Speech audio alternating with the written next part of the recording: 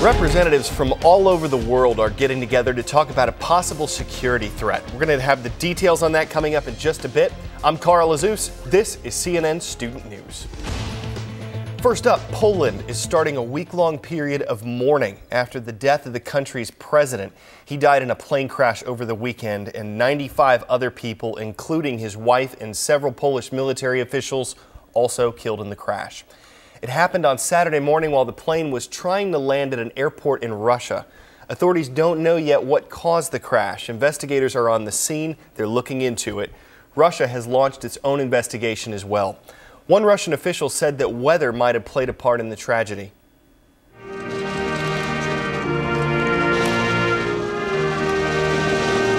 The body of President Lech Kaczynski returned to Poland yesterday.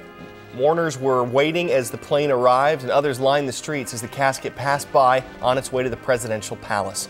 Thousands of people have gathered at that palace, lighting candles, leaving flowers. There have been tributes and memorials to all of the people who were killed in the crash. Yesterday, tens of thousands of Poles observed a 2-minute moment of silence in honor of the victims. For many people in Poland, this is a time of sadness and remembrance.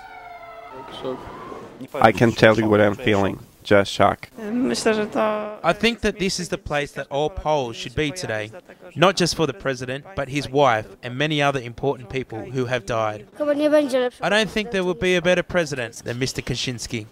Kaczynski had been president since December of 2005. The Speaker of Poland's parliament has taken over as acting president for now. According to the country's laws, elections for a new president have to take place within the next 60 days. We did not receive the miracle that we prayed for. We have accounted for 4 miners that had been unaccounted for. We have a total of 29 brave miners who were recovering at this time. The governor of West Virginia there giving the news that the bodies of the 4 miners who'd been missing after last week's explosion have been found. This is the worst U.S. mining disaster in 40 years. President Obama wants officials to find out what caused it. He said, quote, "We cannot bring back the men we lost. What we can do in their memory is thoroughly investigate this tragedy and demand accountability." Justice John Paul Stevens, whom you see right here, has served on the U.S. Supreme Court for nearly 35 years. When the court takes a summer break later this year, that service will end. Justice Stevens announcing he will retire in a letter sent to the White House on Friday. This sets up what could be a very tough confirmation fight for his replacement. But for now, the focus is on Justice Stevens and the work that he's done. Justice Stevens has courageously served his country from the moment he enlisted the day before Pearl Harbor to his long and distinguished tenure on the Supreme Court. Is this legit? 47 countries have officially declared that they have nuclear weapons. Not legit. 8 countries, including the U.S., UK, France, China, Russia, India, Pakistan, and North Korea, have all announced that they have nuclear weapons.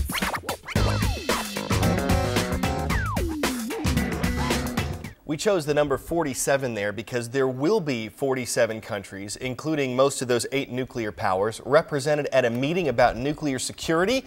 It starts in Washington, D.C. today. The focus is on how to contain materials that can be used to make nuclear weapons and how to keep those materials away from terrorists. It's part of President Obama's push to prevent the spread of nuclear weapons and technology. You might remember that last week he signed a new treaty with Russia to cut down the number of nuclear weapons that both countries have. Now, that treaty still has to be ratified by the U.S. Senate, and some critics argue that President Obama's efforts could make the U.S. look weak to potential enemies. Up at the International Space Station, astronauts are checking items off their to-do list. The Space Shuttle Discovery arrived at the ISS last Wednesday, and yesterday, the crew completed the second of 3 planned spacewalks during their 13-day mission.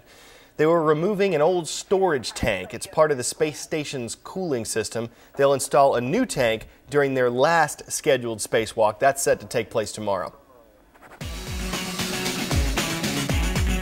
See if you can ID me. I'm a handheld instrument that was first developed in the 1800s. I'm part of the winds family. I can be played by breathing in and out. I'm the harmonica. and some of my models have a range of 4 octaves.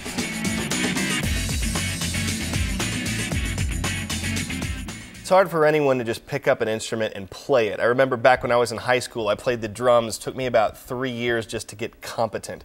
But if you can imagine picking up an instrument and thinking, okay, this is what I'm going to do with the rest of my life, that's exactly what happened to Bradley Harrison with the harmonica.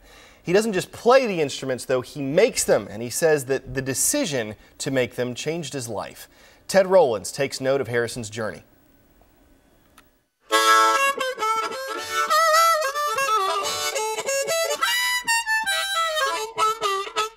It's the coolest instrument in the world. You could put it in your pocket, you can carry it around. It's a real musical instrument.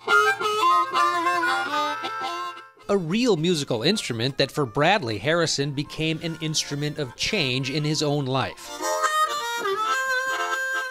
After picking one up at a house party 14 years ago, Harrison decided to leave his job as a restaurant manager to pursue his new passion. With no formal business training and only a high school education, he risked everything to make his dream a reality. I think they thought I was a pipe dreamer. It's funny because that can destroy you or make you even more determined, and it made me more determined to prove everyone wrong. With that determination, Harrison commuted 90 miles each way, maxed out 5 credit cards, and even slept on the floor in his office. I'd work till 2 o'clock in the morning, and I went to the local store and I bought a sleeping bag, and I'd sleep here. I'd say the biggest hurdle is teaching how to do all of this skilled labor right here. The economy took a turn for the worse, but Harrison said that actually helped his business when it came to finding and then hiring 6 employees. In all reality, it's really helped Harrison Harmonicas because now we're in a community in Rockford that has unemployment of 20%. Just under 20%. So now I can get these engineers and all this talent at a much cheaper rate than you would if the economy was doing really well. But even with that advantage, success didn't come easy for Harrison. I just decided that I'm going to do this. I'm going to make a harmonica factory in the United States. I knew it was going to be hard, but I didn't know it was going to be this hard.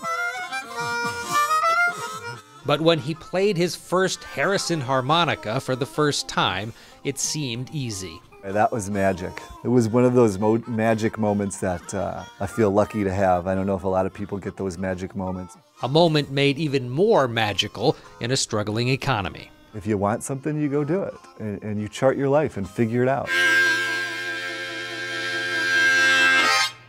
Ted Rowlands, CNN.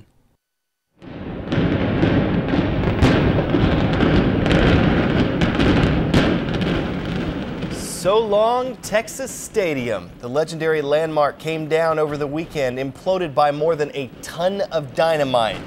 Incredible pictures. The demolition cost $6 million, which might seem like a lot of money to break something. The man with his finger on the button was an 11-year-old. His name is Casey Rogers. He won an essay contest and the right to reduce the place to rubble.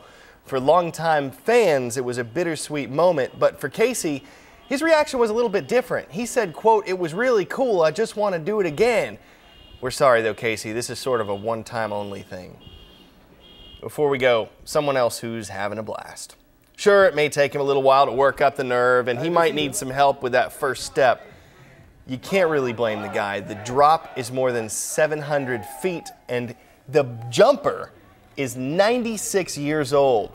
Not his first jump either. The company that sets this up says every time this man bungees, he is scared, but for him, it's all about overcoming fear. It's a good life lesson. When you get scared, you just bounce right back. We've reached the end of our rope on CNN Student News. We will bounce right back tomorrow, though. Hope to see you then. I'm Carl Azus.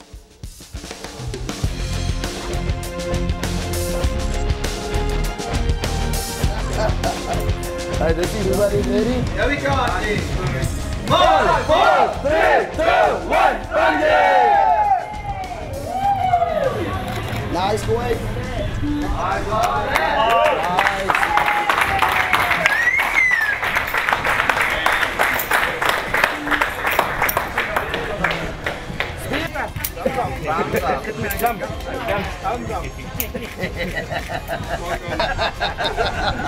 Nice.